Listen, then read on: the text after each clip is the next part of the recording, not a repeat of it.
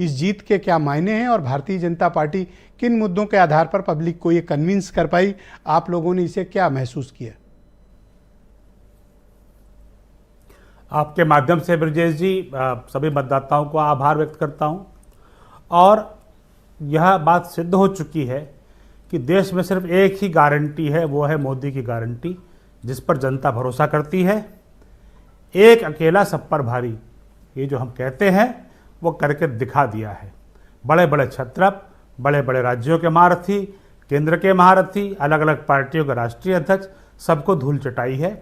और बहुत विनम्रता से मैं कहता हूं कि यह आपकी आपसी लड़ाई की वजह से आप नहीं हारे हैं, ये आप अपनी नीतियों से हारे हैं, जनता को झूठ बोलना बरगलाने से आप हारे हैं, और सनातन के खिलाफ आपकी जो जबान चुप रही है, जिस पर आपने एक सवाल नहीं खड़ा किया अपने सहयोगी गठबंधनों के ऊपर, यह जनता ने अपने मतदान से उस पर जो है आप पर वो किया है।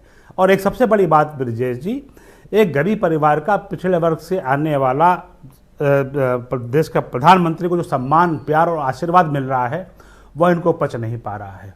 लगातार गालियां देना, कोसना, अपशब्दों का प्रयोग करना एक भारत के प्रधानमंत्री के बारे में, यह भी जनता को अच्छा नहीं लगा है। उसकी परिणति भी जो है वोटों के माध्यम से जनता ने बताई है। और एक बात और कहूँगा, जितना आप कीचड़ हमारे ऊपर फेंकोगे, कीचड़ में पत्थर फेंकोगे, उतना कमल खिलेगा और आपके मुंह पर कीचड़ गिरेगा, जो कि जनता इस देश की जज के रूप में बैठी हुई है। हमको लोकतंत्र में हर चुनाव में जनता के बीच में जाना है।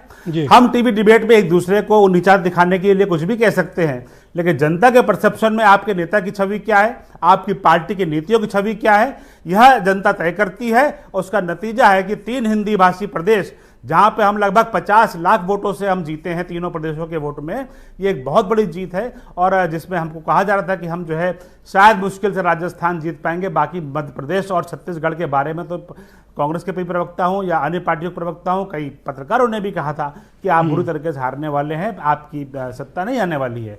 और ब्रजेश जी, 20 वर्षों की एंटी इनकम्बेंसी, शिवराज सरकार जो है 18 वर्ष सत्ता में रही है, उसके बाद जो है इतना लैंडस्लाइड विक्ट्री, यह एक विपक्ष के मुंह पर तमाचा है। उनको अपनी नीतियों के बारे में थैंक यू आलोक जी, शुक्रिया। डिबेट को आगे